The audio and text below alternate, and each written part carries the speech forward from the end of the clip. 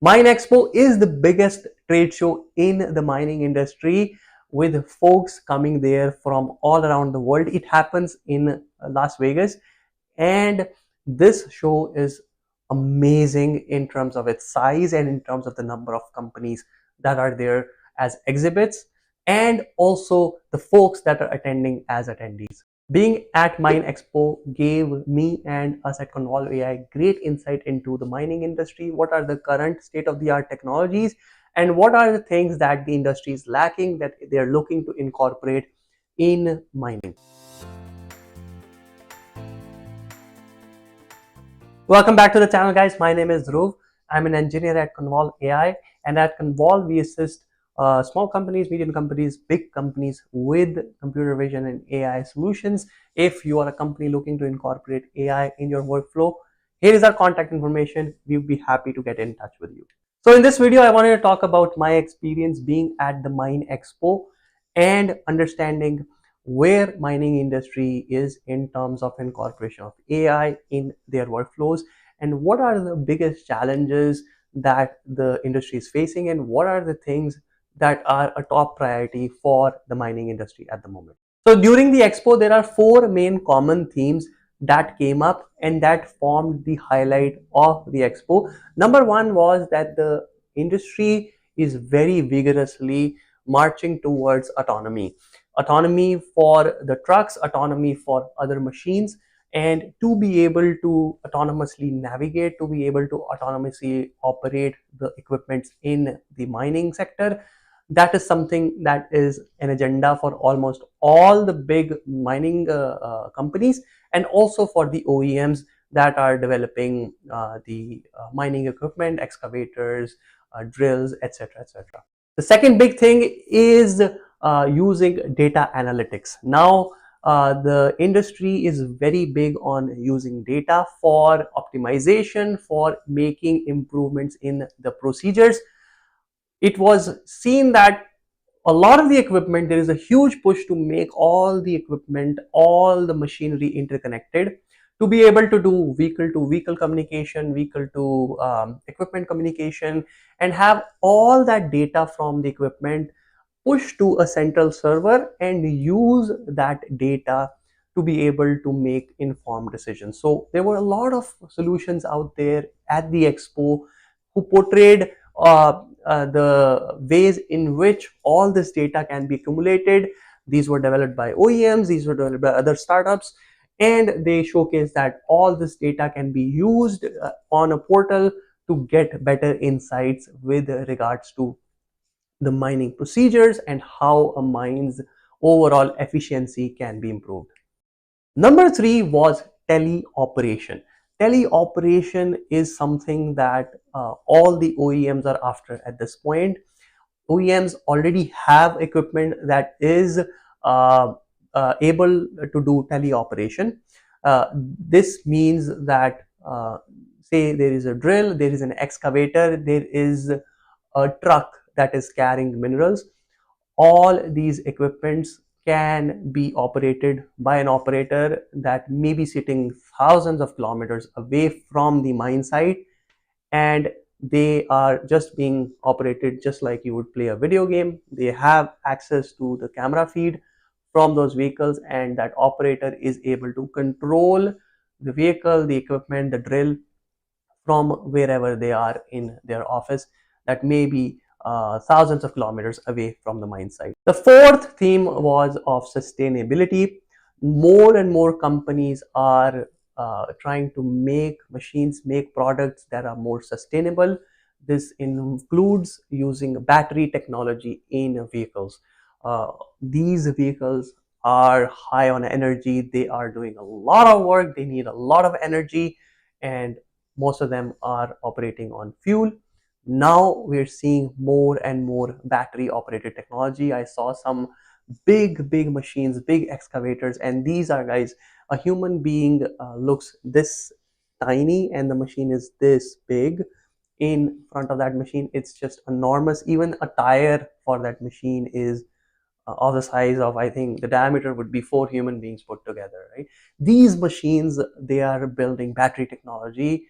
for these machines, and the idea is to get some sort of hybrid model such that these machines can be operated using battery and of course your conventional fuels. Now, having discussed these four common themes, now I wanted to see the current state of the art in terms of AI in mining industry, and I wanted to talk about what we envision or what I think is the future going to be for this entire industry. Now, if we start at the level of autonomous operations, there are companies and there are OEMs who are already working on it. They have made good progress.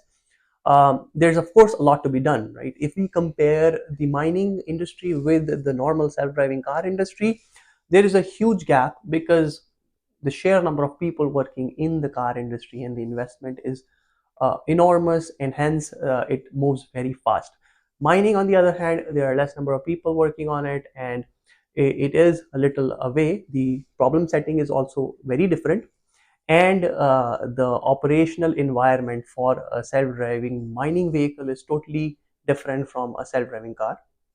Hence, there are a lot of differences. Now, the sensor suite for autonomous mining machines is quite similar. You require cameras, you require laser sensors, you require inertial measurement units inside of the vehicle. And the great thing is all the new vehicles that are being manufactured, they are following the standards to be able to use the CAN interface. That means all these vehicles have drive-by-wire functionality. That means if you are writing software, you can use your software and you can send commands directly to the actuation for the mining vehicle to make it turn or to make it move forward, backwards, and all those great things that you can do in a self-driving car. One place where I felt there was no solution was simulation for mining. Now, again, autonomous vehicles are not possible without great simulators. You need high fidelity simulation for testing autonomous vehicles. You cannot do every test on the road. For regulatory approvals, for even for safety compliance, you want to make sure that your algorithm, your system is well tested. That's where simulation comes in. That's a place where I think there is a lot of opportunity.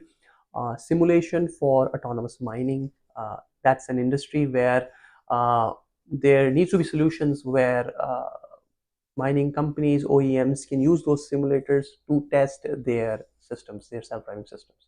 In terms of the sensor suite for other applications, of course, autonomy is one application. However, for AI and robotics, there's so much scope in the industry.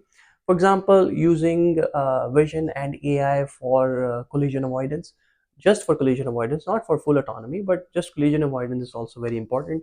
Using vision and AI to be able to track different folks in the mine site or outside of mine site for safety, to make sure no one is in hazardous locations, to be able to, for example, track the flow of vehicles as they're moving, for the refueling of the vehicles. You can see how many vehicles are parked in a fueling station, if there is a fuel pump that is empty or not, using vision. These are certain things that there's a lot of scope to introduce vision and AI technology for solving these specific problems, and that's something that's very easy for vision systems to solve given the state of the art these days. Now, I did see that vision is not that much prevalent in mining. Computer vision is something which is still in infancy, and one of the reasons is that the conditions in the mine are not seen very much favorable for cameras. There are other sensors that are being employed, but the companies have a little reservation of using cameras because they think that the conditions are very harsh and cameras would not be able to handle. There's too much dust in the environment, too much vibration. There's just too much of a noise in the environment itself for cameras to be useful. In my opinion, I think in today's hardware technology, there are enough ways for us to be able to deal with the environment related issues if we are using a camera. And the main advantage of using a camera is that it's just so much richer in terms of the information that you can obtain from a camera, or even better, a depth camera.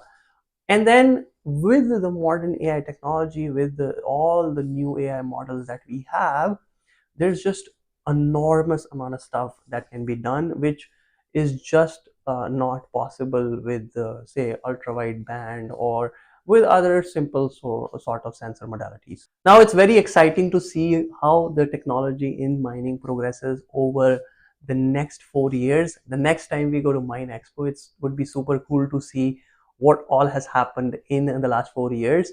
I assume that we'll have a lot of progress in the autonomy sector. We will have a lot of progress in teleoperation, and I believe it's not too far off to think that most, or at least a large number of equipment will be operated by operators. The mine may be in Sudbury, Ontario, and operator may be sitting in Toronto, Ontario, or staying with their family in London, Ontario, and operating the mine that is in Sudbury, or that may be in Nevada, that may be in Chile. Right? So these are certain things that are going to be really exciting. That's it for this video, guys. So this was a recap of the MINExpo and the current state and predictions for using computer vision, AI, robotics in mining industry. Very exciting times. Let's see what happens. If you like this video, please hit the like button, subscribe to the channel, hit the bell icon so you are notified about any new video that we upload. Thanks a lot for watching, guys, and I'll see you in the next video.